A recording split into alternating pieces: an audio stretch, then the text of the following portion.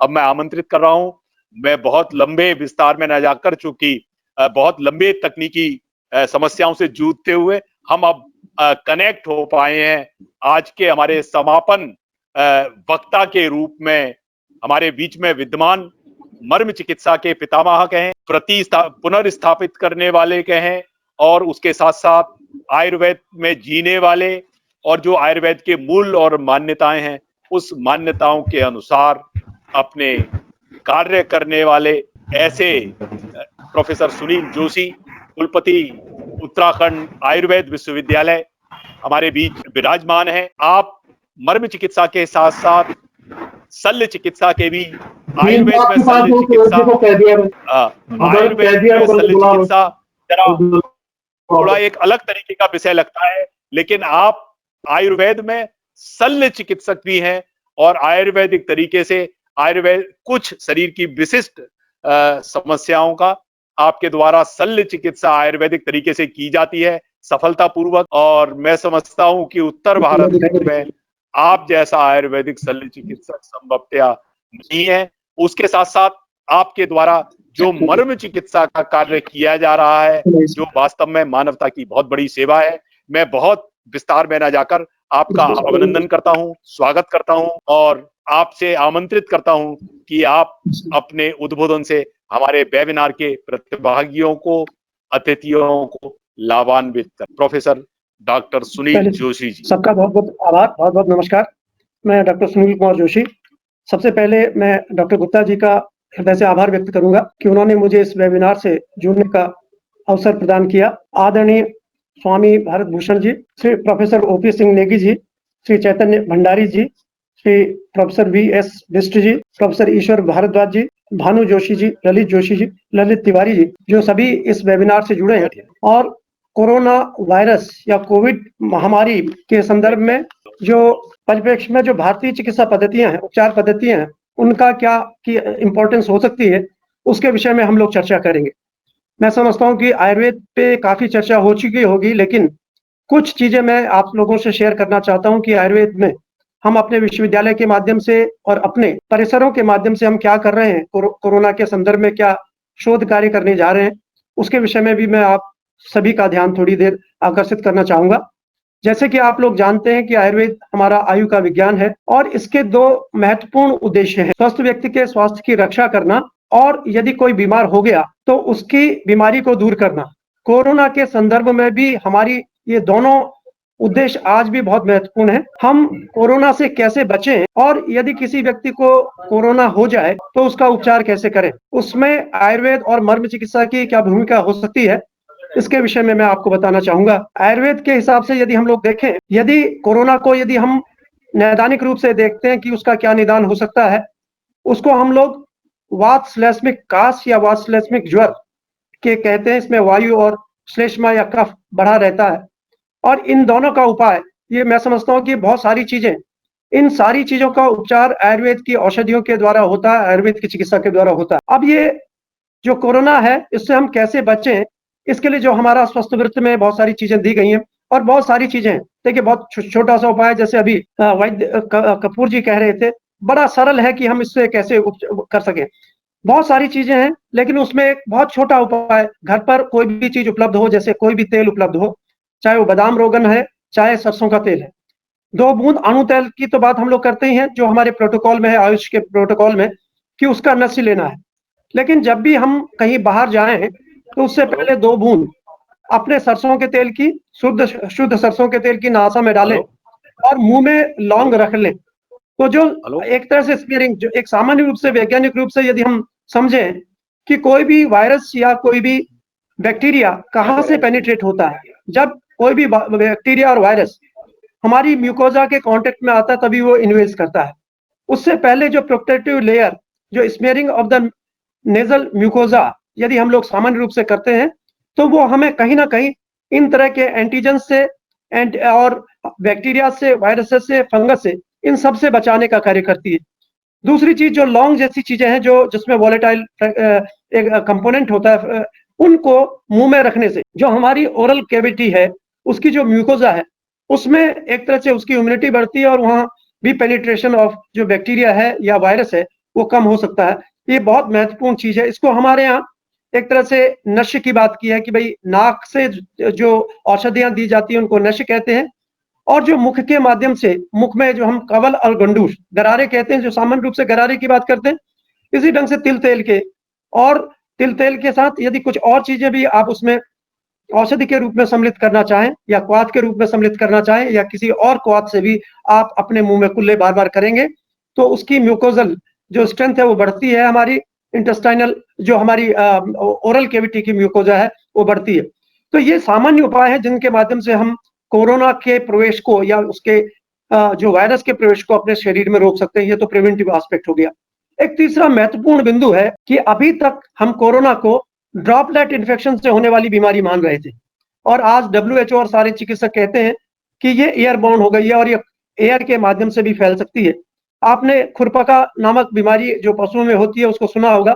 यदि हम वायरोलॉजी में उसको पढ़ें तो जो खुरपका बीमारी का जो वायरस है वो लगभग 80 किलोमीटर तक वायु के वेग के साथ पहुंच सकता है। इसका मतलब क्या है, बहुत दूर, यदि मैं समझता हूँ कि दिल्ली में यदि कोई इन्फेक्शन है तो वो मुजफ्फरनगर तक या मेरठ तक वो पहुंच सकता है ये वायु के साथ। तो ऐसे वायरसेस को यदि हम देखें कि किसी और माध्यम से, जैसे कि वैद्य कपूर जी ने कहा कि आप मास्क के माध्यम से सिर्फ रोक नहीं सकते, उसको रोकने के लिए कुछ और चीजें भी आप लोगों को करनी होंगी या हम लोगों को करनी होंगी। उसके लिए एक महत्वपूर्ण उपाय आयुर्वेद में धूपन कर्म का है, और महर्षि सुश्रुत ने ऑपरेशन थिएटर और वहां से यहाँ तक कि व्रण में यदि किसी का इन्फेक्टेड वुंड है और उस वुंड को कैसे प्यूरिफाई किया जाए, उसको कैसे उसके बैक्टीरियाज के लोड को कम किया जाए, उसके फंगस के लोड को कैसे कम किया जाए, इसलिए उन्होंने व्रण वस्ती की बात की है, व्रण धूपन की बात की है। व्रण को भी धूपन किया जाता था, वस्त्रों को भी धूपन किया जाता था, जितने हमारे अस्त्र शस्त्र इंस्ट्रूमेंट है, सर्जिकल इंस्ट्रूमेंट, उनका भी धूपन किया जाता था।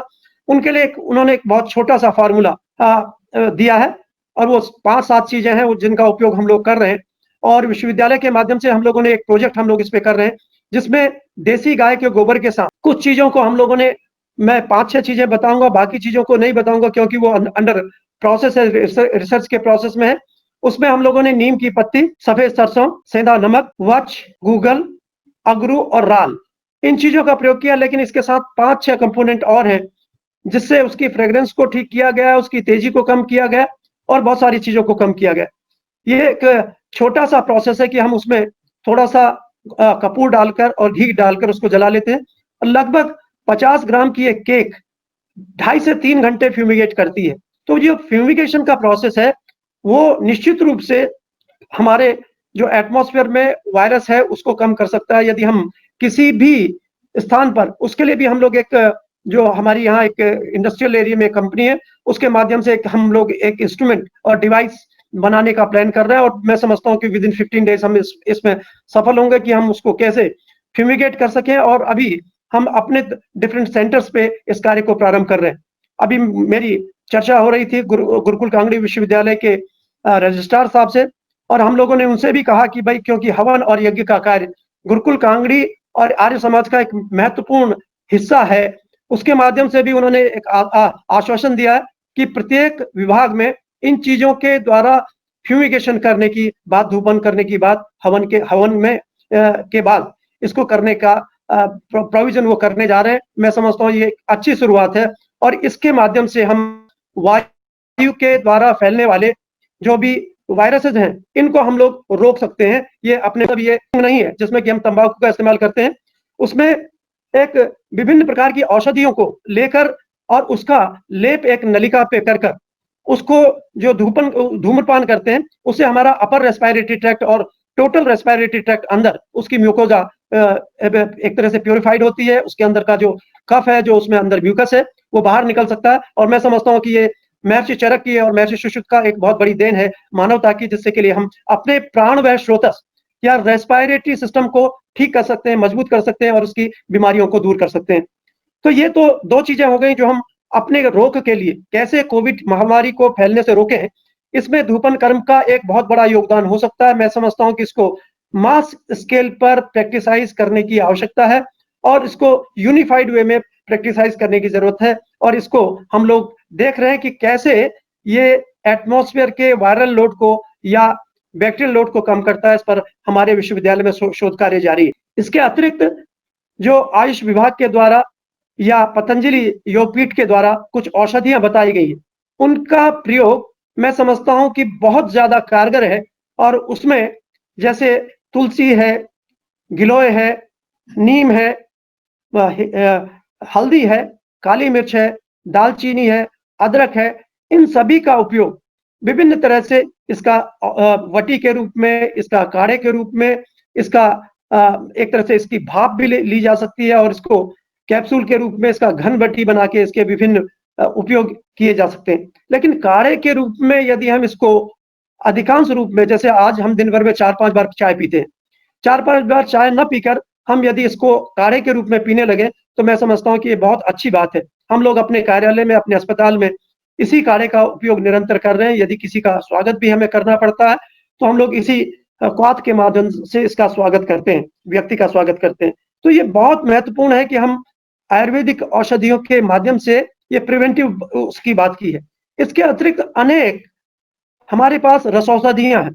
उन रसौषधियों के माध्यम से विभिन्न प्रकार की जो कोरोना के सदृश रोग हैं, जो हमारे अपर रेस्पिरेटरी और एक तरह से ट्रीटमेंट भी इसके माध्यम से किया जा सकता है। अब हम एक अतिरिक्त विषय की बात करते हैं, जो एक अन्य नया विषय है, जिसको मर्म चिकित्सा हम लोग कहते हैं।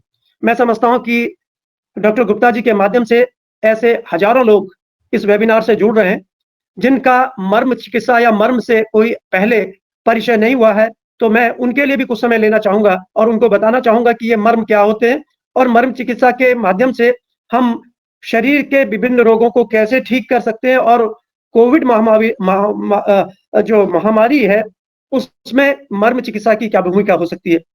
तो मर्म के विषय में मैं आपको बताना चाहूँगा कि ये महर्षि सुश्रुत के द्वारा शल्य चिकित्सा का एक महत्वपूर्ण अंग है और जब हम लोग ग्रेजुएशन में पढ़ते थे, तो हम लोगों को पढ़ाया जाता था कि शरीर के वो अंग जो प्राण की ऊर्जा का केंद्र होते हैं और जिनके माध्यम से शरीर के विभिन्न कार्य संचालित होते हैं, यदि वो आघातित हो जाए, यदि उन पर चोट लग जाए, तो शरीर में बहुत सारे कॉम्प्लिकेशंस हो सकते हैं और बहुत सारी अवस्थाओं में मृत्यु तक हो सकती है।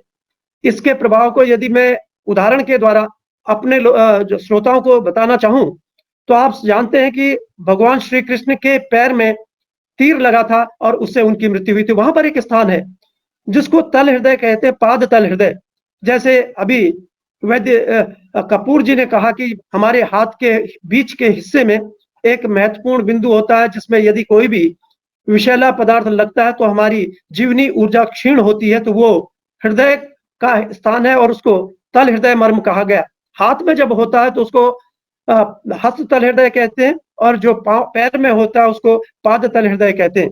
हमारे शरीर के जो ऊर्जा के स्थान है, उसको कहा गया कि मार्यन्तीति मर्माणी की यदि इस पर चोट लगती है तो व्यक्ति की मौत हो सकती है। इसलिए ये बहुत महत्वपूर्ण अंग होते हैं और इन पर यदि आघात होता है तो कॉम्प्लिकेशंस भी हो सकते हैं, जैसे कि भाई यदि किसी हाथ पे कहीं चोट लग जाए किसी जगह पे और यदि उस डेथ को हम लोग कहें, यदि मृत्यु है तो मृत्यु दो तरह की हो सकती है। एक एनाटॉमिकल डेथ होती है और एक फिजियोलॉजिकल डेथ होती है। एनाटॉमिकल डेथ का मतलब है कि यदि किसी जगह पर चोट लगे और उस स्थान विशेष में कोई शारीरिक परिवर्तन हो जाए या उसका आकृति नष्ट हो जाए या वो डिसफिगरमेंट हो जाए, तो उसको हम एनाटॉमिकल डेथ कहते हैं। और फिजियोलॉजिकल डेथ का मतलब होता है कि यदि अंग तो बिल्कुल ठीक है, शरीर बिल्कुल ठीक दिखाई दे रहा है, लेकिन वो कार्य करने में अक्षम है, और जैसे आप रिस्ट ड्रॉप कहते हैं, फूट ड्रॉप कहते हैं और बहुत सारी चीजें, हेमीप्लेजिया है, पैराप्लीजिया, उसमें एनाटॉमिकली तो पूरी बॉडी ठीक दिखाई देती है, लेकिन वो शरीर का वो हिस्सा कार्यकारी नहीं होता, इसलिए हम उसको फिजियोलॉजिकल डेथ कहते हैं। तो डेथ को मतलब शरीर में जो मृत्यु है उसको हम लोगों ने दो तरह से परिभाषित किया है। इसके अलावा बहुत सारे कॉम्प्लिकेशंस हैं और इसके जो हमारे शरीर में जो मर्मों की संख्या है वो 107 होती है और उसका जो क्लासिफिकेशन है वो कई तरह से किया गया। एक तो क्लासिफिकेशन किया गया है शरीर के हिसाब से, जैसे गले से ऊपर यदि हम ये क्लेविकल की बात करें, इससे ऊपर 37 मर्म स्थान होते हैं और हमारे हाथ और पैरों में 11-11 मिलाकर ये 44 मर्म स्थान होते हैं। सामने के हिस्से में 9 और 3, छाती में 9 मर्म, पेट में 3 मर्म और पीछे 14 मर्म स्थान होते हैं। इस तरह से 107 मर्म स्थान होते हैं और इसका क्लासिफिकेशन कहा है कि ये इसको एक दूसरी परिभाषा भी मर्म की कही गई है कि जहाँ सिरा, स्नायु, अस्थि, संधि और ये सारी की सारी मांसशिरा, स्नायु, अस्थि, संधि, इनका संयोग स्थल, जहाँ सारी चीजें इकट्ठी होती हैं, उस स्थान को मर्म स्थान कहा गया। तो ये मर्म स्थान बहुत महत्वपूर्ण होता है यदि इसके इस रचना भेद से भी इसके भेद किए गए, इसका क्लासिफिकेशन किया गया, जैसे मांस मर्म है, सिरा मर्म है, स्नायु मर्म है, अस्थि मर्म है, संधि मर्म है, इन मर्मों की चर्चा की गई है। दूसरी मैंने आपको बताया स्थान भेद से कि किस स्थान पर कितने मर्म है, ऐसा वर्गीकरण है। और तीसरा जो आघात भेद से यदि किसी स्थान पर चोट लगती है तो क्या-क्या चीजें होती हैं। सबसे पहले तो कुछ मर्म स्थान ऐसे हैं जिनको हम सद्य प्राणहर मर्म कहते हैं, मतलब जिस पर चोट लगती है तो इंस्टेंट डेथ हो सकती है, विद इन 7 डेज डेथ हो सकती है। दूसरे मर्म स्थान होते हैं जिसको हम कालांतर प्राणहर मर्म या डिलेड फैटल भी कहते हैं। डिलेड फैटल का मतलब क्या है कि निश्चित रूप से इससे मृत्यु होती है, लेकिन कुछ समय के बाद, 15 दिन, महीने भर, 2 महीने बाद उस व्यक्ति की मृत्यु हो जाती है यदि उस स्थान पर बहुत ज्यादा चोट लगती है, तो ये कालांतर प्राणहर मर्म कहलाते हैं। तीसरे मर्म होते हैं जो वैकल्यकर होते हैं, जिसको हम डिसेबलिंग कहते हैं। डिसेबलिंग का मतलब होता है कि यदि उस पर चोट लगती है तो उस व्यक्ति का वो हिस्सा डिसेबल हो जाता है, मतलब कार्य करने में सक्षम नहीं होता। आपने देखा होगा कि जब छोटे बच्चा पैदा होता है और उसको हम फोर्सफुल डिलीवरी करते हैं और डिलीवरी कराते समय यदि उसका हाथ खिंच जाता है तो एक अर्ब्स पैरेसिस होती है, उसका हाथ काम करना बंद कर जाता है। हाथ तो ठीक होता है लेकिन वो हाथ बच्चा उठा नहीं सकता। तो ऐसे ही डिसेबिलिटी होती है, चाहे वो रिस्ट ड्रॉप के रूप में हो, चाहे फुट ड्रॉप के रूप में हो, चाहे किसी और कुणित हो। बहुत सारी ऐसी चीजें, यदि उसका फ्लेक्शन डिफॉर्मिटी हो सकती है, उसकी एक्सटेंशन डिफॉर्मिटी हो सकती है। जो डिफॉर्मिटीज होती हैं उनको हम लोग कहते हैं वैकल्यकर मर्म। इसके अतिरिक्त एक रुजाकर मर्म और होते हैं। रुजाकर मर्म का मतलब जहां पर पीड़ा ज्यादा होती है उसको रुजाकर मर्म या पेनफुल कहते हैं। और इस तरह से जो क्लासिफिकेशन है, ये मर्मों का क्लासिफिकेशन होता है। एक क्लासिफिकेशन और है प्रकृति के आधार पर या उसके गुणों के आधार पर। आपने देखा होगा कि जैसे मिट्टी का तेल और सरसों का तेल, दोनों तेल हैं, दोनों आग्नेय हैं, मीन्स दोनों जलते हैं। लेकिन यदि हम एक माचिस की तीली सरसों के तेल पे डालें तो वो जलेगा नहीं, लेकिन वही जलती माचिस की तीली पेट्रोल या डीजल पे या मिट्टी के तेल पे डालें तो तुरंत जलने लगता है। ऐसे ही सौम्य आग्नेय और वायव्य भेद से मर्मों की भी बात चर्चा की है। तो कुछ मर्म जो आग्नेय होते हैं, यदि उन पर आघात होता है तो बहुत सारे कॉम्प्लिकेशंस हो सकते हैं, डेथ हो सकती है, और उनको उसी ढंग से हमें उपचारित करना पड़ता है कि उनकी प्रकृति के हिसाब से ही उस पर प्रेशर देना होता है। इसी ढंग से जो सौम्य है, सौम्य मर्म काफी, उन पर कोई चोट भी लगती है तो कोई बहुत घातक प्रभाव नहीं होता। वायव्य होते हैं तो वायव्य पे यदि कोई चोट लगती है तो उसमें यदि एकदम उसमें से तीर निकाल देते हैं या तो कोई ऐसी चीज है जिसको विषल्यग्न मर्म कहते हैं, उसमें घातक परिणाम होते हैं। लेकिन यदि फॉरेन बॉडी लगी रहती है और घाव धीमे धीमे ठीक होता है तो व्यक्ति की मौत नहीं होती। तो ये अपने में ये 5 तरह का क्लासिफिकेशन, अलग अलग तरह का क्लासिफिकेशन, 5 किसी में 4, इसी ढंग से ये क्लासिफिकेशन मर्मों का किया गया। अब ये मर्मों की बात हम लोग करते हैं कि मर्म क्योंकि प्राण की ऊर्जा का केंद्र होते हैं और थोड़े से आघात से इसमें नुकसान हो सकता है, तो आप उत्प्रेरण और आघात में अंतर समझ सकते हैं। स्टिमुलेशन और उसका इरिटेशन में या उसकी इंजरी में अंतर हमको समझना चाहिए। जब भी हम मर्म की चिकित्सा करते हैं तो उसमें 0.8 सेकंड का एक स्टिमुलस, 0.8 सेकंड का समय आप समझ सकते हैं कि कितना कम होता है। 1 सेकंड से भी कम का एक स्टिमुलस मर्म पर दिया जाता है, क्योंकि ये जो मिनिमम स्टिमुलस है इसको सहने की आदत हमारी जन्म से होती है, क्योंकि 0.8 सेकंड में एक कार्डियक साइकिल होती है। आपने देखा होगा कि एक्यूप्रेशर, एक्यूपंक्चर आदि जितनी भी चिकित्सा पद्धतियां हैं उसमें काफी देर तक इन एक्यूप्रेशर के पॉइंट्स को दबाया जाता है। लेकिन जबकि मर्म और एक्यूप्रेशर के पॉइंट्स में एक बहुत बड़ा अंतर है। और मर्म जो प्राण की ऊर्जा का केंद्र है, यदि इस पर आघात करेंगे या किसी आर्टिफिशियल आर्टिकल से प्रेशर देंगे, पेंसिल से, किसी भी लोहे की रॉड से, तो निश्चित रूप से उसमें नुकसान हो सकता है। ऐसी अवस्था में हम लोगों को सिर्फ 0.8 सेकंड का एक स्टिमुलस एक बार में देना है, और एक बार में एक स्टिमुलस का 0.8 सेकंड का समय है, और लगभग 15 से 18 स्टिमुलस, क्योंकि हम एक बार में 1 मिनट में 15 से 18 सांस लेते हैं। तो ये मिनिमम डोज हम लोगों ने इसकी रिकमेंड की है, और उसको देखा है कि अपने 30 वर्ष के अनुभव में हम लोगों ने देखा कि कितने मिनिमम स्टिमुलस से मर्म को स्टिमुलेट किया जा सकता है। ये इसकी मिनिमम डोज है। इसको आप दिन भर में 3 बार कर सकते हैं, और 3 बार करने का उद्देश्य क्या है कि सुबह, दोपहर, शाम। मैं इसकी पृष्ठभूमि बता दूं कि मर्म चिकित्सा कहाँ से आई, क्योंकि मर्म चिकित्सा के रूप में आयुर्वेद में इसका कहीं वर्णन नहीं होता और सिर्फ शल्य चिकित्सा के मर्म निर्देशी अध्याय जो शारीरिक स्थान में है उसमें सिर्फ इतना बताया है कि हमारे ये जो मर्म स्थान है ये प्राण की ऊर्जा का केंद्र है और during surgical intervention you have to take care of these marma points because if you are not taking attention to, you are not giving attention to these points, if they are injured, definitely a lot of complications may be there. तो शल्य के परिप्रेक्ष्य में, operation के परिप्रेक्ष्य में महर्षि सुश्रुत ने इसका वर्णन किया है। लेकिन जब हम लोगों ने लगातार इसको सन 81 से इसको जब हम लोग पढ़ते थे सन 76-77 में, तब इसको पढ़ा, पोस्ट ग्रेजुएशन में इसको बनारस हिंदू विश्वविद्यालय में पढ़ा। लेकिन जब हम लोग इसको पढ़ाने लगे तो लगा कि जब यदि इस बिंदु से ये कॉम्प्लिकेशन होते हैं तो निश्चित रूप से इस बिंदु को यदि हम स्टिमुलेट करेंगे तो इससे हम लाभ भी ले सकते हैं और उसका फायदा भी हो सकता है। तो ऐसे ही रिट्रोग्रेड स्टडी से जैसे ये बताया कि गर्दन और सिर के मध्य एक मर्म स्थान होता है जिसको पीछे जिसको हम लोग कृकाटिका मर्म कहते हैं और ये कहा गया है कि कृकाटिका मर्म पर यदि चोट लगती है तो व्यक्ति का सिर हिलने लगता है जिसको चलमूर्धा कहा है। तो हम लोगों ने बहुत सारे ऐसे केसेस में देखा कि जिसमें गर्दन विभिन्न रोगों के में हिलती है और उसमें यदि हम लोगों ने कृकाटिका मर्म को उपचारित किया, जो स्पेशल टेक्निक हम लोगों ने डेवलप की, उसके माध्यम से देखा कि भाई इसमें बहुत अच्छा फायदा हुआ। इस ढंग से पूरी सारी की सारी रिट्रोग्रेड स्टडी विभिन्न रोगों में की गई और लगभग 30 वर्षों से अधिक समय में कई हजार, मैं समझता हूँ कि लाखों रोगियों पर इसका उपचार किया गया और उस उपचार के माध्यम से एक पूरा का पूरा विज्ञान हमारे सामने आ गया।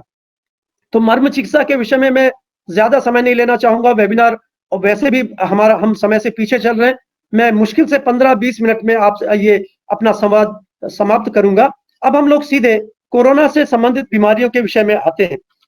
ये कोरोना हमारी प्राणवायु स्रोत से संबंधित एक रोग है जो कि हमारे प्राणवायु स्रोत को दूषित करता है और उसी में ये रहता है और उसी के माध्यम से घातक होता है।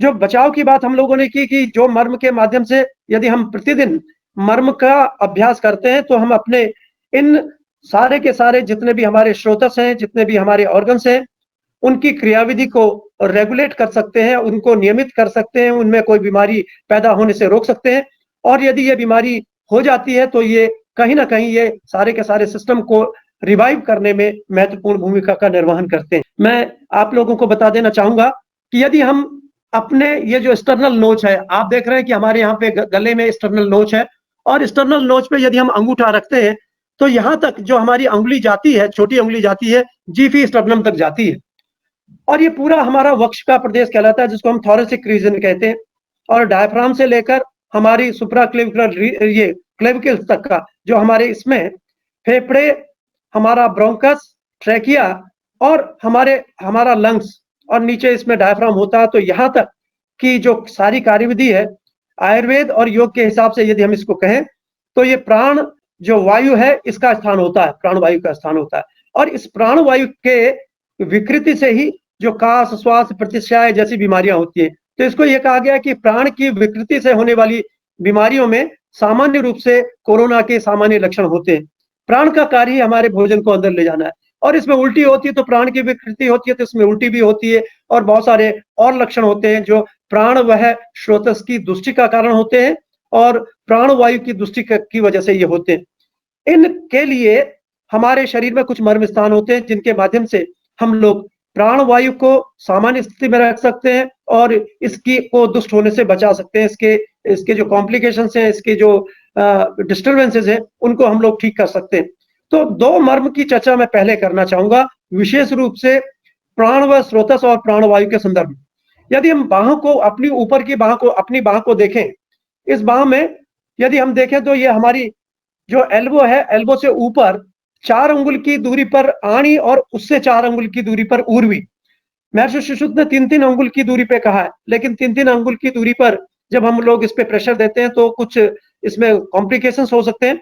तो हम लोगों ने उसको थोड़ा सा एक एडजस्ट किया है क्लिनिकली और लगभग 4 अंगुल की दूरी पर, 4 और 3 अंगुल के मध्य की दूरी पर उस पर आणी मर्म होता है, उसके ऊपर फिर एक ऊर्वी मर्म होता है। तो उसको करने की क्या विधि है, यदि हम हाथ को ऐसे रख लें, हाथ को नीचे रखें और अंगूठे को ऊपर रखें, तो अंगूठे को 0.8 सेकंड से इसको दबाएंगे, 15 से 18 बार दबाएंगे और दिन भर में इसको 3 बार दबाएंगे तो ये हमारी जो फेफड़े की क्षमता है इसको ठीक करती है, फेफड़े को ठीक करती है कि जो हमारी ऑक्सीजन टेकिंग कैपेसिटी है, हम कैसे सांस लेते हैं, सांस ठीक से कैसे लेते हैं, जो ब्रोंको कंस्ट्रिक्शन है उसको ठीक कैसे करते हैं, ये एक अत्यंत महत्वपूर्ण मर्म बिंदु है। और इसके माध्यम से हम इमरजेंसी में भी यदि किसी को डिस्निया होता है तो यदि दवाई की आवश्यकता उस समय हमारे पास उपलब्ध नहीं है तो हम इन मर्म बिंदुओं के माध्यम से उसके सांस की गति को सामान्य कर सकते हैं। उसके ऊपर हमने आणी और उर्वी 2 महत्वपूर्ण मर्म स्थान है। एक मर्म स्थान और होता है जिसको हम लोग यदि आप देखें तो हमारे हाथ में जो अंगूठे और अंगुली के बीच में एक मर्म स्थान होता है जिसको हम लोग क्षिप्र मर्म कहते हैं। तो क्षिप्र मर्म से हम लोग गले की बीमारियों को ठीक कर सकते हैं। आप यदि अपने हाथ पर देखें और दूसरे अंगूठे से यदि इसको रखें तो आप देखेंगे कि आपके अंगूठे और अंगुली के बीच में लगभग इतना स्थान होता है जिसको हम क्षिप्र मर्म कहते हैं। क्षिप्र मर्म के माध्यम से आप गले की और गर्दन की सभी बीमारियों को आप ठीक कर सकते हैं और हम लोग इसको विशेष रूप से कहते हैं कि ये उदान वायु को ठीक करने का एक महत्वपूर्ण बिंदु है जिसको क्षिप्र मर्म कहा जाता है।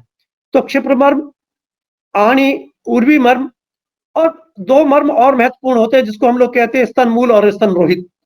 स्तन मूल और स्तन रोहित मर्म छाती में होते हैं और छाती में कहाँ पे होते हैं, जो हमारी स्तन होते हैं, स्तन के 2 अंगुल ऊपर और 2 अंगुल नीचे, स्तन के 2 अंगुल ऊपर स्तन रोहित होता है और स्तन के 2 अंगुल नीचे स्तन मूल होता है और उसके बीच की दूरी 4 अंगुल होती है। तो 4 अंगुल को हम कैसे नाप सकते हैं, यदि आप हाथ को अपना ऐसे रखें, ये दोनों फेलिंग्स को ऐसे रखें और अंगूठे को यदि स्ट्रेट कर लें तो इनके बीच की दूरी भी आप नाप सकते हैं कि ये 4 अंगुल होती है। इन दोनों अंगुलियों में आपके पास एक इंस्ट्रूमेंट बन गया, आप इनको अपने हाथों के से ऐसे ऊपर रख सकते हैं मिड लाइन में और इसको दबा सकते हैं तो ये आपके स्तन मूल और स्तन रोहित। एक दूसरी विधि और है कि आणी और एक हाथ से हमने आणी और उर्वी को ऐसे पकड़ लिया और हाथ को ऐसे रख लिया और हाथ को रखेंगे तो आप देखेंगे कि जो हमारी अंगूठे का निचला हिस्सा है ये हमारी छाती को जहां पे स्पर्श करता है उस स्थान को हम स्तन मूल मर्म कहते हैं। महर्षि सुश्रुत ने लिखा है कि यदि स्तन मूल मर्म पर आघात हो तो व्यक्ति की रक्त जो पूय से जो हमारी फेफड़े में पस भर सकती है, उसमें पानी भर सकता है, उसमें हवा भर सकती है, न्यूमोथोरेक्स हो सकता है, हाइड्रोथोरेक्स हो सकता है, हीमोथोरेक्स हो सकता है, उससे व्यक्ति की मृत्यु हो जाती है। तो इसका मतलब जितने भी फेफड़े में चाहे वो प्लूरा है या लंग पैरेन्काइमा है उसके कार्यों को हम लोग स्तन मूल और स्तन रोहित मर्म के माध्यम से स्टिमुलेट कर सकते हैं। और जो पोस्चर मैंने आपको बताया है जिसको हम लोग कहते हैं कि हम अपने वक्ष पर ये दोनों जो हम हाथों को बांध ले रहे हैं और इसकी विधि क्या है कि जब हम सांस लेते हैं तो इस पर प्रेशर हटा लेते हैं और जब सांस छोड़ते हैं तो इसको हम छाती को दबा लेते हैं। ऐसे करके ये सांस की गति के साथ हम इसको दबाते हैं तो आप महसूस कर सकते हैं कि आपके अंगूठे का निचला हिस्सा आपके स्तन मूल मर्म पर दबाव देता है। तो ये एक तरह से आप समझिए कि ये इनहेरेंट पोस्चर है जिसको हम ह्यूमन पोस्चर की बात करते हैं। योग में बहुत सारे पोस्चर्स की बात की जाती है लेकिन हम ह्यूमन पोस्चर्स की बात नहीं करते और हम लोगों ने विगत 30 वर्षों में ह्यूमन पोस्चर्स की भी बात की है कि कैसे हम इन ह्यूमन पोस्चर्स के माध्यम से शरीर के विभिन्न अंगों के कार्यों को संपादित कर सके या उसको रेगुलेट कर सकते हैं। इसको हम लोग कहते हैं कि जो हमारी ये विधि है इसको कहते हैं एक तरह से रिमोट सेंसिंग टेक्निक है। दूर से, जैसे अभी वैद्य कपूर जी कह रहे थे कि हाथ में ये बीच का स्थान ये महत्वपूर्ण होता है, इसको हम लोग तल हृदय मर्म कहते हैं।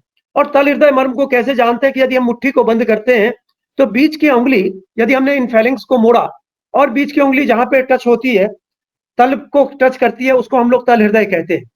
जैसे महर्षि कश्यप ने काश्यप संहिता में लिखा है कि मनुष्य के शरीर में 5 हृदय होते हैं, 4 तो तल में और एक वक्ष में।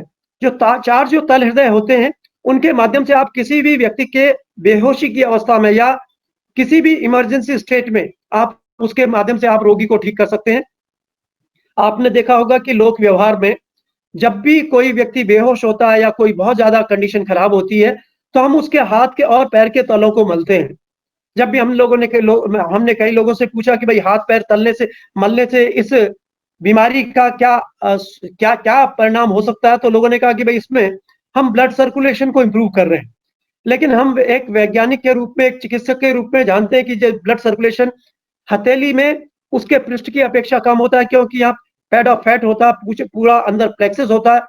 और यदि हमें किसी सिर्फ और सिर्फ सर्कुलेशन को बढ़ाना है तो एक बड़े जो एरिया को हमें उसको स्टिमुलेट करना चाहिए, उसको रब करना चाहिए, लेकिन ऐसा नहीं करते। ऐसा क्यों नहीं करते? क्योंकि यहाँ पे तल हृदय मर्म होता है। जाने अनजाने में जब हम उसको रगड़ते हैं तो तल हृदय मर्म पर ही प्रेशर होता है और उसके माध्यम से हमारा रोगी तुरंत ठीक होता है। तो तल हृदय मर्म को जानने की दूसरी विधि मैं आपको बताना चाहूंगा।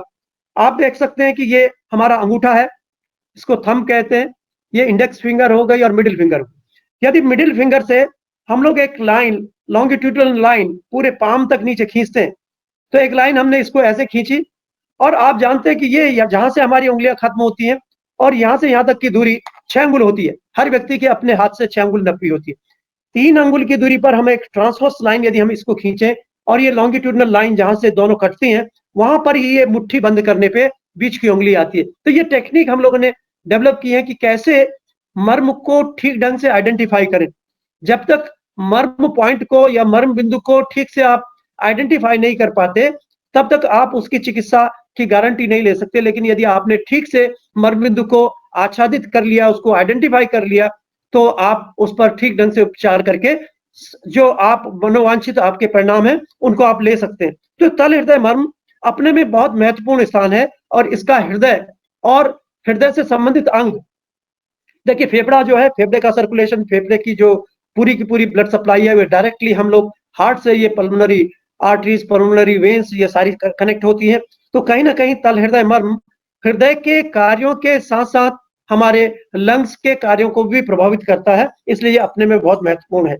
इसके अतिरिक्त 2 मर्म बिंदु और होते हैं जो हमारे पृष्ठ में होते हैं, जिनको हम लोग कहते हैं कि भाई ये मर्म स्थान बृहति और अंशफलक हमारे जो पीठ के मर्म होते हैं, क्योंकि देखिए ये करस्पॉन्डिंग मर्मा पॉइंट है। करस्पॉन्डिंग मर्मा पॉइंट का मतलब क्या?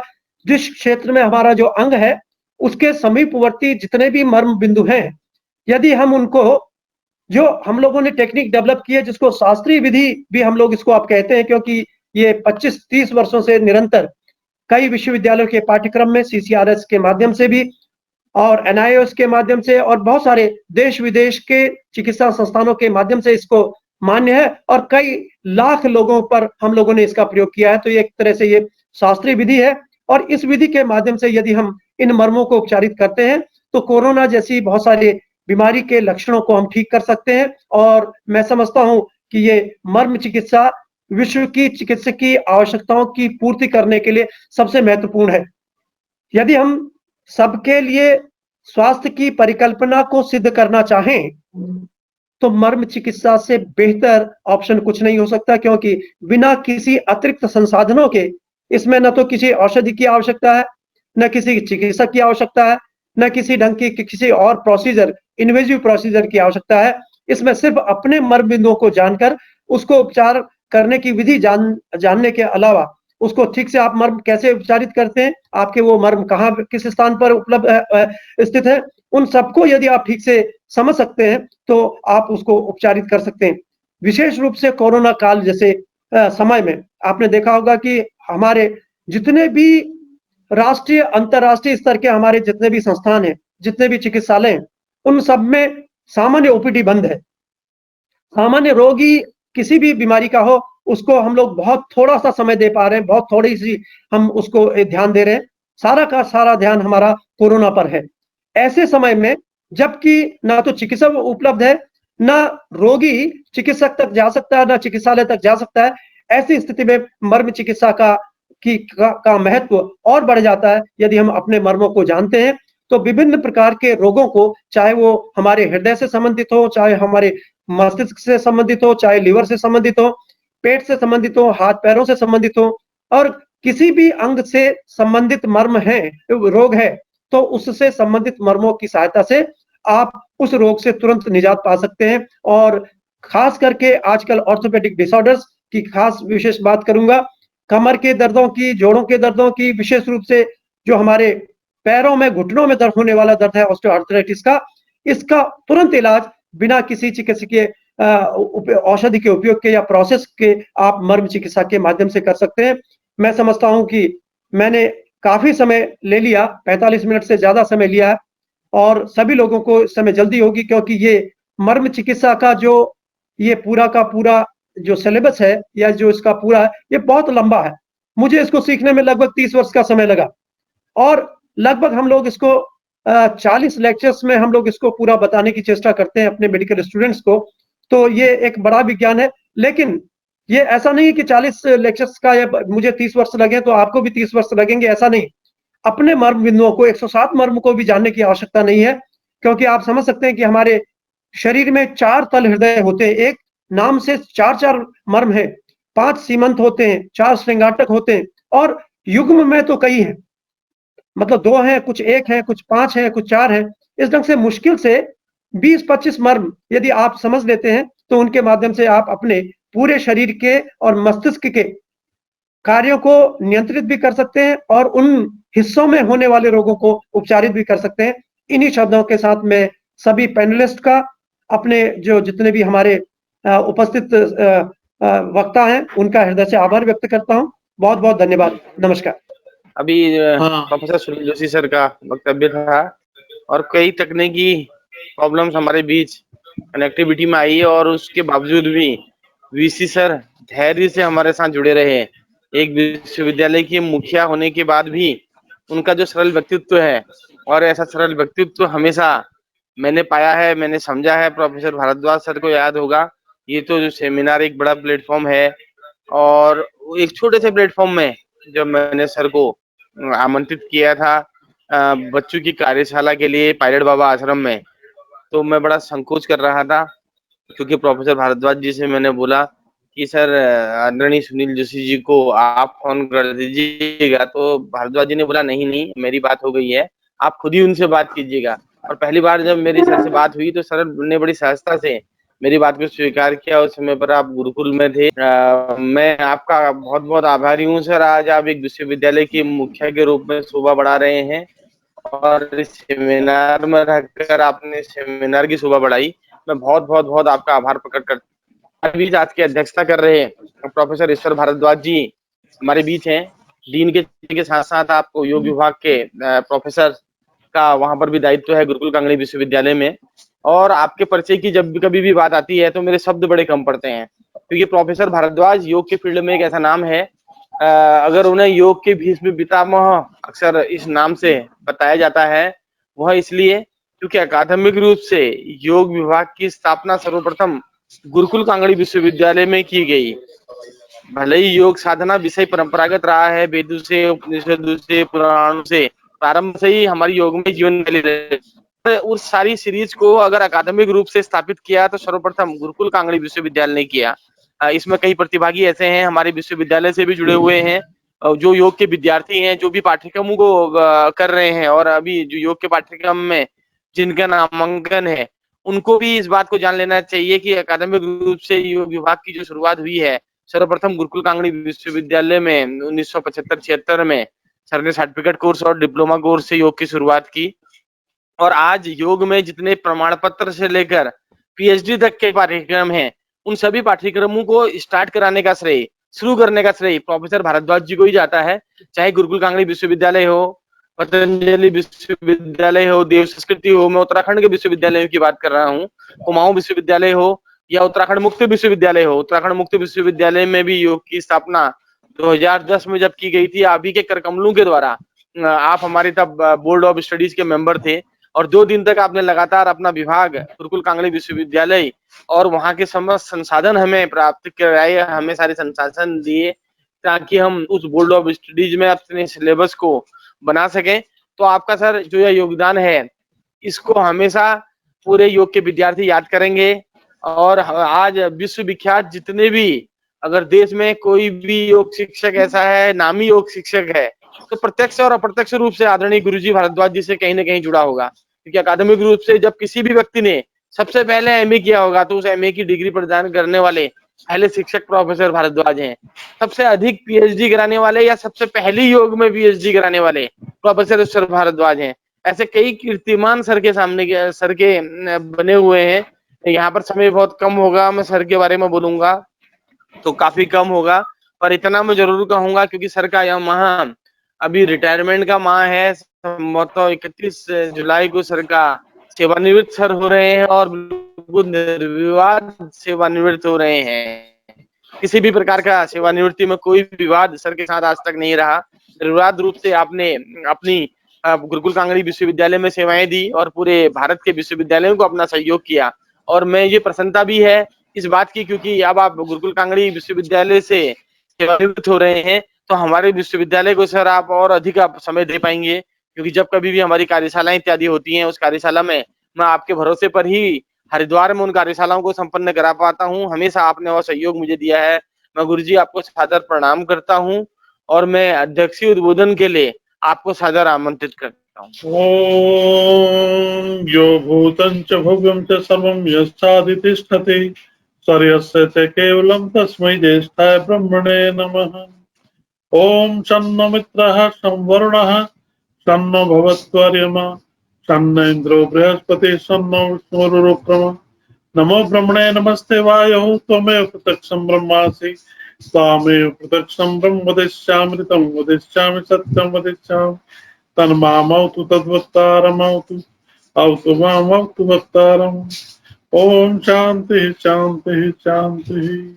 माननीय प्रोफेसर सुनील जोशी जी, जो अभी 14 तारीख को ही उत्तराखंड आयुर्वेद विश्वविद्यालय के कुलपति पद पर आसीन हुए हैं, जिनका वक्तव्य आप अभी सुन रहे थे, उन्हें हम आयुर्वेद ऋषि के रूप में जानते हैं और मर्म चिकित्सा के एक तरह से हम उनको जनक ही मानते हैं, जिन्होंने इस मर्म चिकित्सा का प्रचार प्रसार किया है। मैं उनको प्रणाम करता हूं और उनके द्वारा जो मर्म चिकित्सा का प्रचार प्रसार किया गया है उसके द्वारा हजारों की संख्या में लोग लाभान्वित हो चुके हैं और हो रहे हैं। केवल भारत ही नहीं, विदेश में भी जाकर के लोग मर्म चिकित्सा के माध्यम से लाभान्वित हो रहे हैं।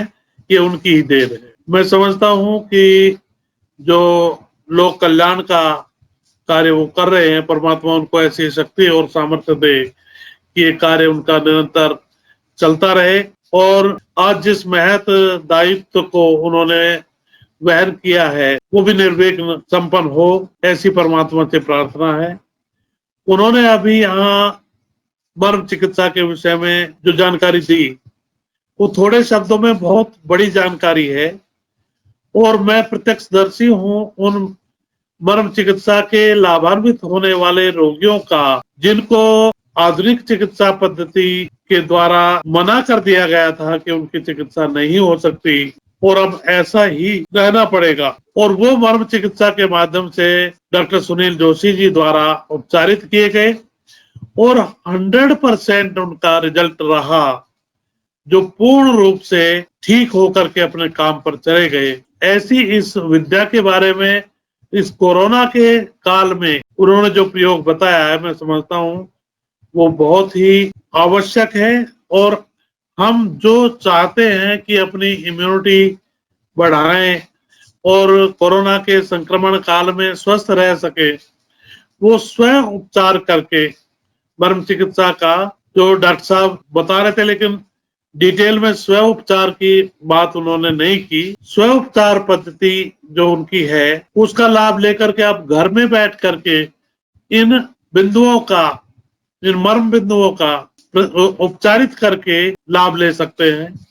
जैसा उन्होंने बताया, प्राण चिकित्सा, प्राण को रोकने के लिए, प्राण को गतिमान करने के लिए, प्राण को वश में करने के लिए और प्राण की जो क्रिया है उसको सही रूप से शरीर में संचारित करने के लिए जो अणि उर्वी और ये स्तनमूल और स्तनरोहित मर्मों का जिक्र किया, ये मैंने करके खुद देखा है और इसका साक्षात अनुभव ये है कि आप अभी अणि और उर्वी का प्रयोग करें और श्वास लेके देखें और उससे पहले करके देखें, तो दोनों में आपको फर्क महसूस हो जाएगा। ऐसे ही जो कूरपर मर्म है उसका बहुत अच्छा प्रयोग है। इम्यूनिटी बढ़ानी है लेकिन रोग भी ना हो, उसके लिए आप इनका प्रयोग भी कर सकते हैं। कूरपर की अभी डॉक्टर साहब बात नहीं कर पाए। कूरपर का तो बहुत अधिक उपयोग है, क्योंकि सारी आपकी जो पाचन क्रिया है उसको कूर्पर मर्म संचालित करता है,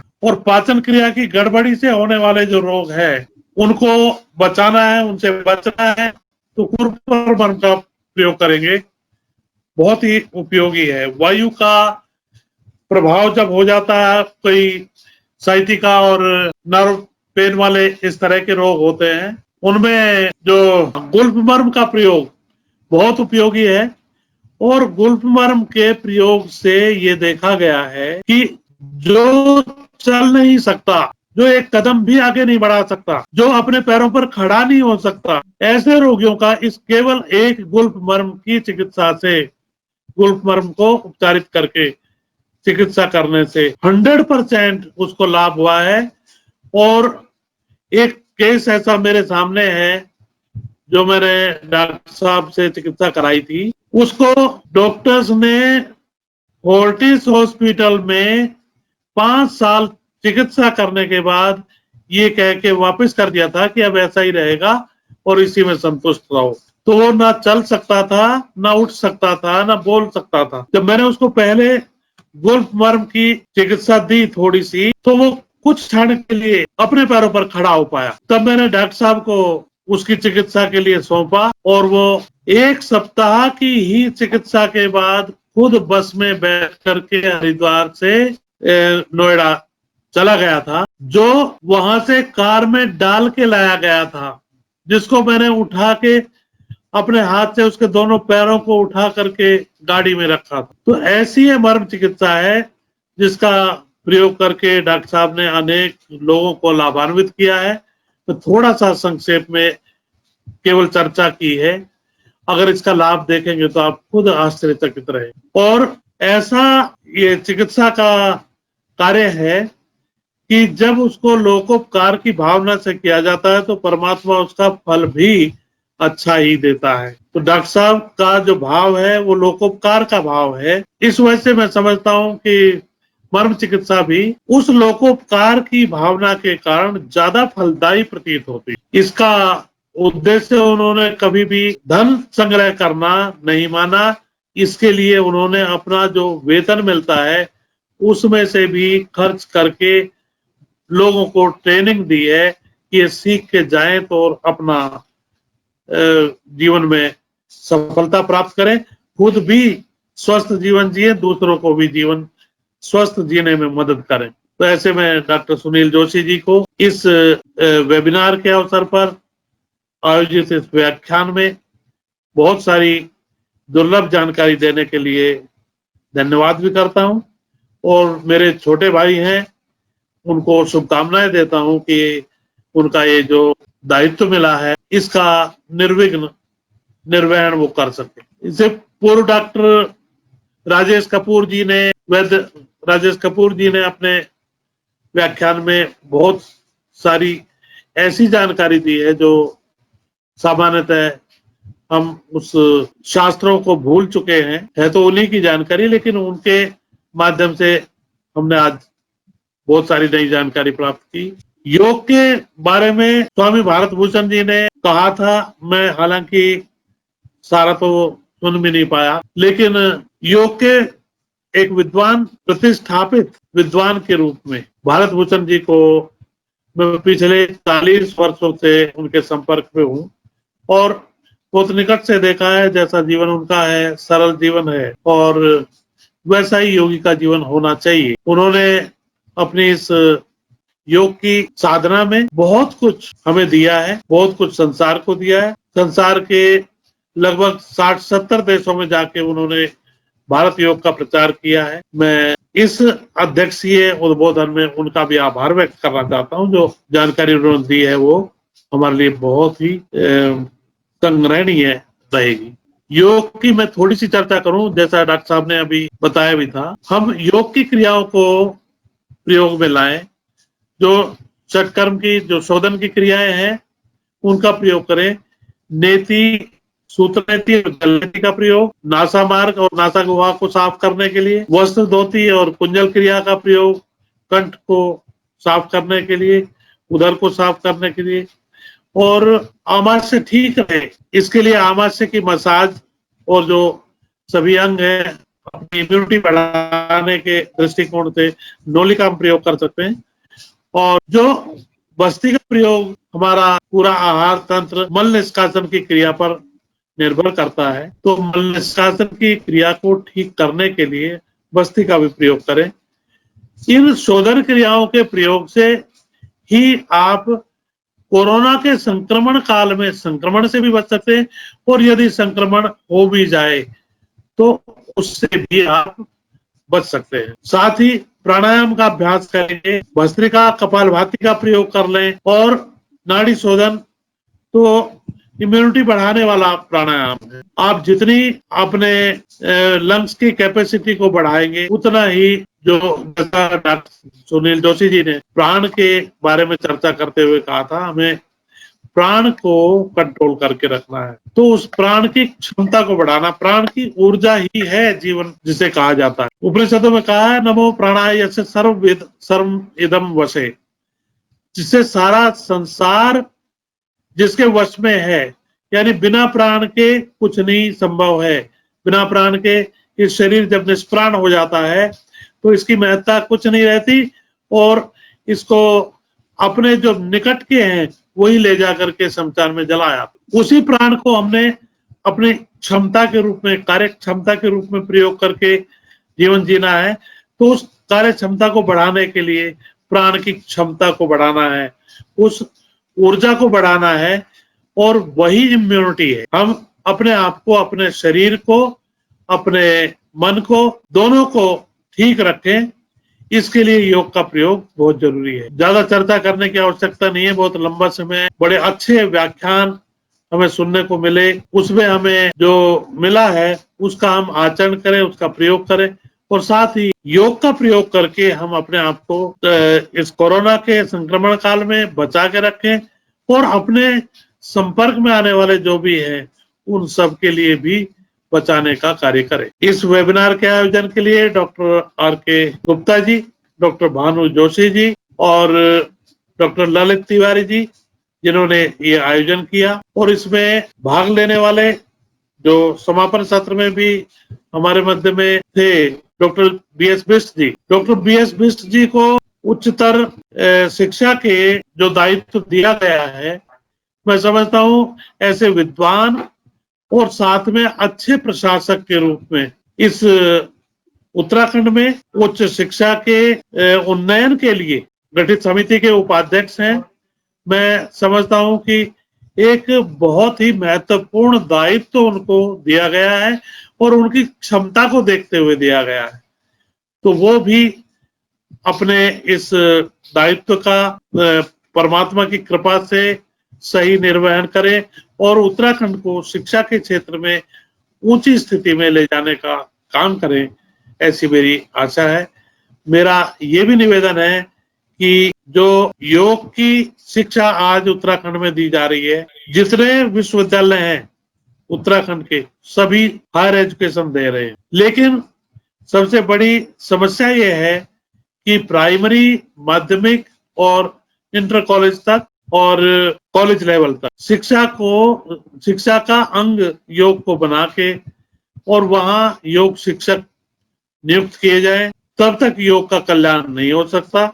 इसलिए मैं माननीय धन सिंह रावत जी, जो उच्च शिक्षा मंत्री भी हैं, उनसे अभी भी मैंने निवेदन किया था 2 दिन पहले कि योग के शिक्षकों की नियुक्ति करने का कुछ ना कुछ ऐसा कार्य करें जो योग के प्रचार प्रसार में, योग के उन्नयन में, और जो सामाजिक और आर्थिक लाभ उससे होगा।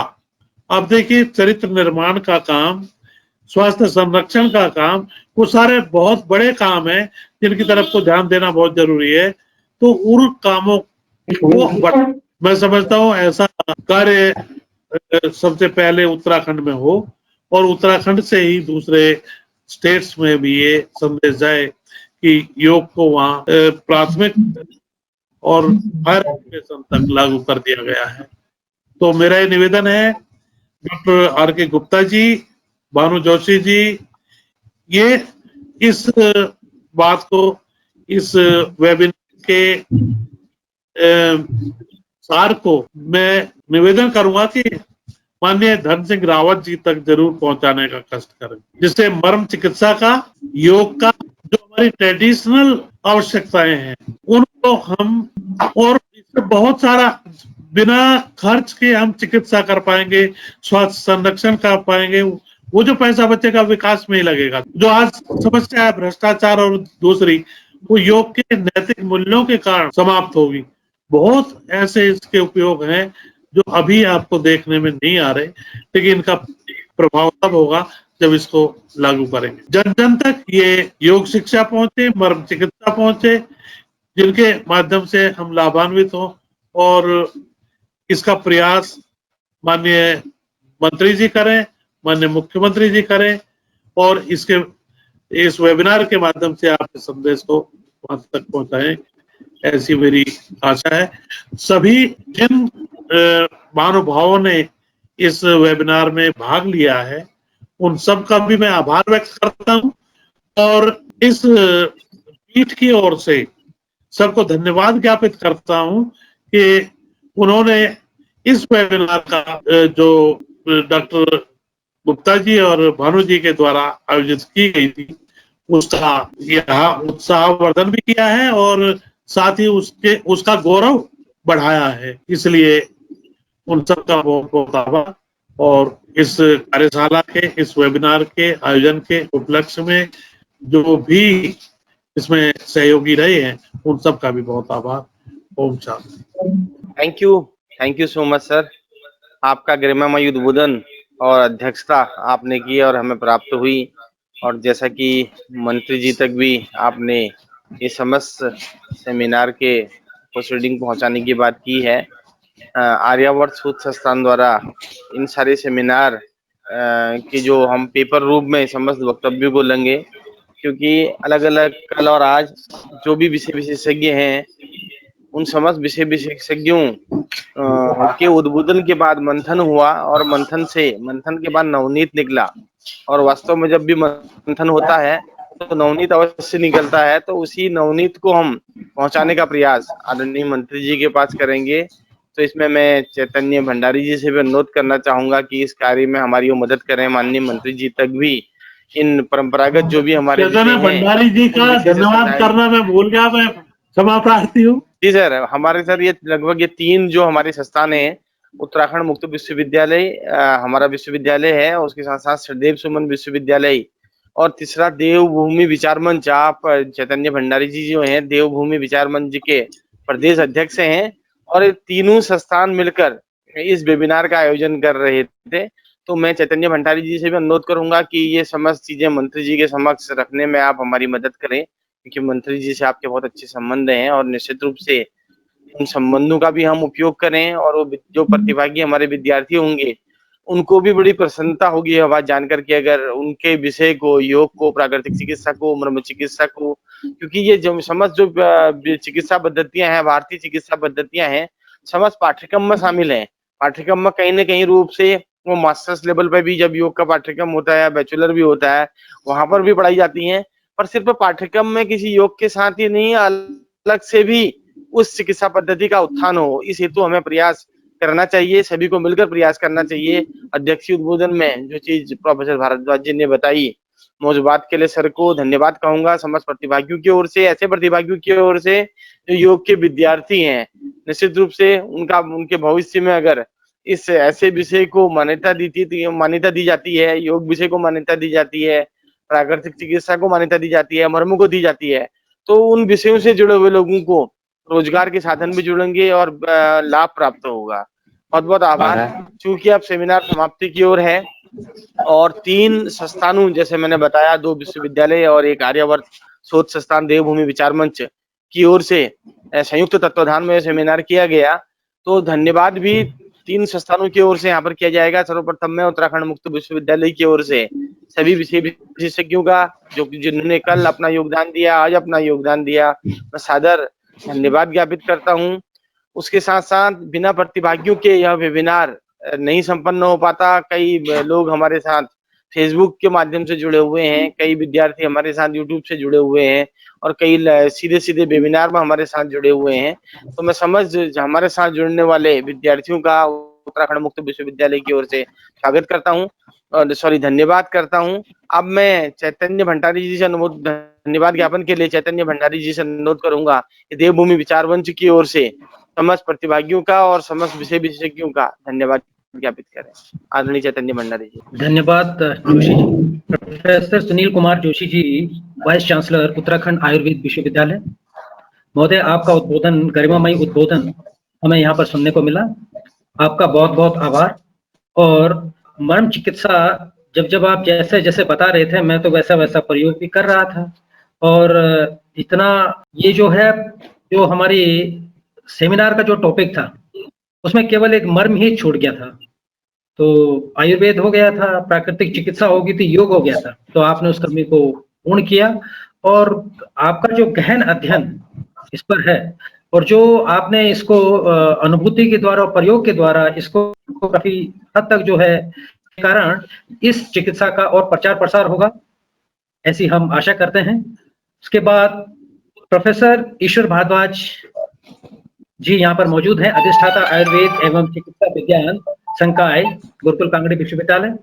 आपके द्वारा अपने सारगर्भित शब्दों में जिस प्रकार से आपने अपनी बातों को रखा और साथ ही योग पर प्रकाश डाला और एक आपकी पीड़ाई है कि किस प्रकार से हम इस भारतीय ज्ञान संपदा को आगे बढ़ाएं। और मंत्री जी के लिए भी आपने कहने की बात की और आप स्वयं भी मंत्री जी से बोलते हैं। तो हम भी इसको इस कार्यक्रम के सभी जो उद्बोधन यहाँ पर हुए हैं सबको एक बुक के रूप में भी प्रकाशित करने वाले हैं। आर्यभट्ट शोध संस्थान जो हमारा है वो इसको करेगा। और साथ ही हम मंत्री जी से जब भी मिलते हैं, भारद्वाज जी, हम तो गुरु जी, हम तो ये सब बातों को रखते ही रहते हैं और आप भी रखते हैं। तो उनकी कई सारी अपनी समस्याएं रहती हैं, कुछ उनकी दिक्कतें रहती हैं, कहते हैं वैसा होगा वैसा होगा। तो भी हम यही नहीं, ऊपरी स्तर पर भी, एकदम शीर्ष नेतृत्व के स्तर पर भी, संगठन के स्तर पर भी हम लगातार कहते हैं कि भाई भारतीय ज्ञान संपदा के इन पहलुओं को हमें आगे प्रमोट करना ही होगा। तो इसको भी हम करेंगे। बहुत अच्छी बात है। आपका भी बहुत बहुत आभार।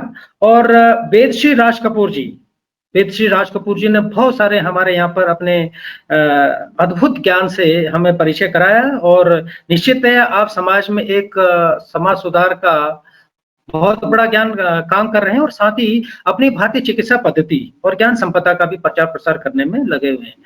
और जो राजेश कपूर जी की जो एक बात जो उन्होंने लास्ट में कही, अगर हम उसको देखें तो कहीं ना कहीं वो एक बहुत बड़ी बात है। उन्होंने कहा कि हालांकि वो चिकित्सा में है लेकिन उन्होंने कहा कि एक हिस्ट्री, इतिहास के बारे में उन्होंने एक बात कही। तो देखिए, ये हमारी भारतीय ज्ञान संपदा है, चाहे योग हो गया, मर्म चिकित्सा हो गई, प्राकृतिक चिकित्सा हो गई, आयुर्वेद हो गया, सब हमारी भारतीय ज्ञान संपदा है विशुद्ध रूप से।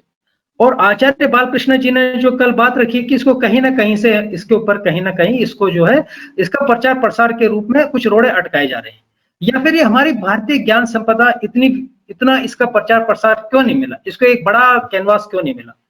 तो इसका कारण अगर वो चाहते हैं कि इतिहास को पुनः लिखना पड़ेगा, इतिहास में पुनः जाना होगा, तो उनका संदेश साफ है कि इतिहास में ही इस ग्रंथि को खोला जा सकता है।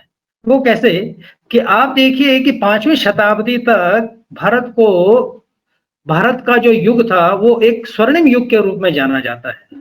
लेकिन तत्पश्चात जो इतिहास लेखन का काम शुरू हुआ उसमें हम ये देखते हैं कि इस एज को क्या कह दिया गया, this is the era of darkness, age of darkness, अंधकार का युग हमें बता दिया गया। जब हमें अंधकार का युग बता दिया गया, वर्तमान जो हिस्ट्री हमें पढ़ाती है, वर्तमान हिस्ट्री भी हमें ये पढ़ाती है वो अंधकार का युग है। तो ठीक है, फिर उसी समय सुश्रुत हुए हैं, उससे पहले जितने भी अपने पतंजलि हुए हैं और हमारे वेद पुराण, हमारी भारतीय ज्ञान संपदा ये पूर्णतः क्या हो गया, अंधकार के काल में समा गई। तो ये एक प्रकार से कपोल कल्पनाएं सिद्ध होगी और यही इतिहास आज की तारीख में हमें पढ़ाया जा रहा है। 2 चीजें हैं जिन्होंने इनको रोका, एक तो 700 वर्षों का जो मुस्लिम शासन रहा, ये भी एक कॉलोनाइजेशन पीरियड है, और एक दूसरा जो पीरियड रहा 200 वर्षों का वो अंग्रेजों का शासनकाल रहा। तो इन दोनों के समय में जो भी हमारी भारतीय ज्ञान संपदा थी वो पूर्णतया जो है उनको नष्ट करने का कार्य किया गया या उनको तिरोहित किया गया।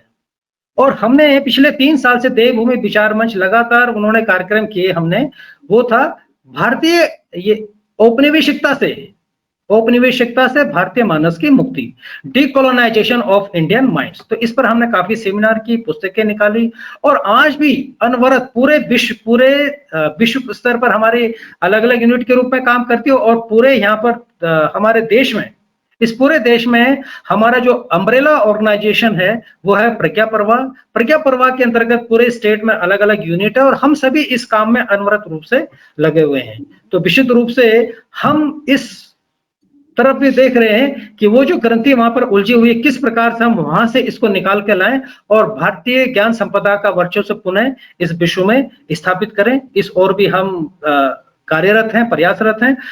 और ये पहली सेमिनार, मैं आपको मुक्त कंठ से बोल रहा हूं कि मुझे पहली सेमिनार ऐसी है कि सभी आदरणीय गुरुजन सभी अपना आप में हीरे थे और धरातल स्तर पर कार्य करने वाले कर्मयोगी थे और योद्धा थे।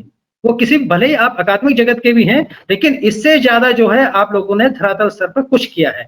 आपको मैं पुनः प्रणाम करता हूं। आप सभी का देवभूमि विचार मंच की ओर से आभार और ये भी प्रार्थना आप लोगों से कि आप अपना जो लिखित रूप में अपना अगर वक्तव्य, अपना उद्बोधन यथाशीघ्र, भानु जोशी जी यहाँ पर बैठे हैं और आर.के. गुप्ता जी हैं, उनको प्रेषित करने की कृपा करेंगे ताकि हम यथाशीघ्र इसको एक पुस्तक के रूप में निकाल सकें। आशा है आने वाले कल में पुनः जब इस प्रकार की वेबिनार हम करेंगे, आपका प्रेम व निर्देशन, मार्गदर्शन हमें प्राप्त होता रहेगा। तब तक आप लोगों का आभार, धन्यवाद। ईश्वर सबका कल्याण करे। जय श्री कृष्ण। बहुत धन्यवाद आदरणीय चैतन्य भंडारी जी। निश्चित रूप से जैसे ही मुझे समस्त पेपर मिलेंगे, पत्र मिलेंगे, तो उसे इकट्ठा कर आप तक पहुंचाया जाएगा, तो अगली कार्रवाई आपके द्वारा की जाएगी। इस कार्यक्रम को सफल बनाने में कई लोगों का प्रत्यक्ष और अप्रत्यक्ष योगदान रहा हुआ है। कुछ नाम मैं यहाँ पर लेना चाहूंगा क्योंकि जब भी हम इस सेमिनार को कर रहे थे, कई ग्रुप के माध्यम से विद्यार्थियों तक इस वेबिनार की सूचना देनी थी और अधिक से अधिक विद्यार्थियों को इसमें जोड़ना था। उसमें हमारी मदद की है अल्मोड़ा कैंपस से डॉक्टर नवीन भट्ट जी ने, विभाग अध्यक्ष योग विभाग अल्मोड़ा कैंपस। उसके अलावा MBBG कॉलेज से डॉक्टर मलिक राजेंद्र प्रताप, आरती चौधरी, हरीश पाठक जी के साथ साथ ममता पंथ का विशेष आभार, क्योंकि उन्होंने ग्रुप के माध्यम से समस्त विद्यार्थियों तक हमारे वेबिनार की सूचना दी। उसके साथ साथ प्रकाश सनवाल जी MBBG कॉलेज से, उनका सहयोग हमें अनवरत मिलता रहा। रामनगर BG कॉलेज से योग विभाग में कार्यरत डॉक्टर नितिन ढोमने जी का हमें सहयोग मिला।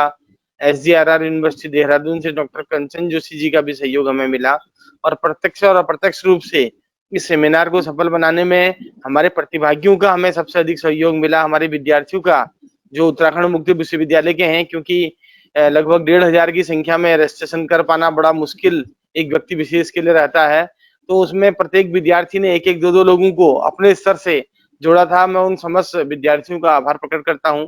अंत में श्रीदेव सुमन विश्वविद्यालय की ओर से आभार प्रकट करने के लिए इस वेबिनार के आयोजक सचिव श्री डॉक्टर ललित तिवारी जी को मैं आमंत्रित करता हूं कि वह इस धन्यवाद ज्ञापित करें। धन्यवाद सर।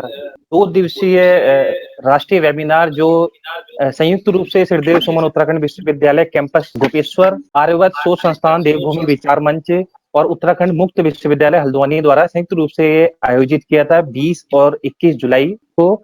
उसके उपलक्ष्य में 2 दिन का इस वेबिनार हमारा रखा गया था, जिसमें हमारे आज का द्वितीय दिवस में जो समापन की ओर है, उसमें हमारे मुख्य अतिथि के रूप में परम पूज्य पद्मश्री योगी भारत भूषण जी, जिन्होंने अपने विचारों को प्रकट किया, जो भारत की प्रथम पद्मश्री भी हैं। विशिष्ट अतिथि के रूप में डॉक्टर BS बिष्ट जी, उपाध्यक्ष राज्य मंत्री उच्च शिक्षा उन्नयन समिति उत्तराखंड सरकार, उनका भी मैं बहुत धन्यवाद देना चाहूंगा। माननीय भगवती प्रसाद राघव जी, क्षेत्रीय संयोजक प्रज्ञा प्रवाह उत्तर प्रदेश एवं उत्तराखंड, उनका मैं बहुत धन्यवाद देना चाहूंगा, जिन्होंने अपने पावन सानिध्य से हम लोगों को वेबिनार कराने में, यहाँ पे हमें उनसे ऊर्जा मिली।